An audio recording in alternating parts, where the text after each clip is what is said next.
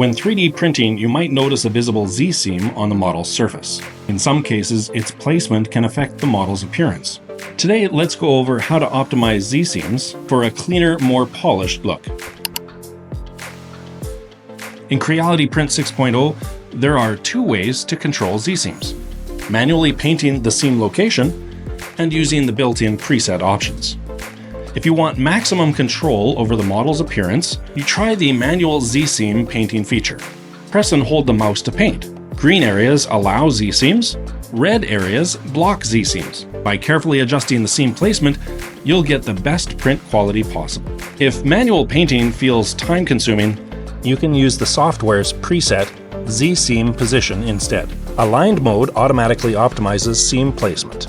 Back mode moves the seam to the back, keeping the front clean. For functional models like extendable swords, placing all Z-seams in one area may cause jamming. To prevent this, use assembly mode, which distributes the seams evenly, ensuring smooth movement.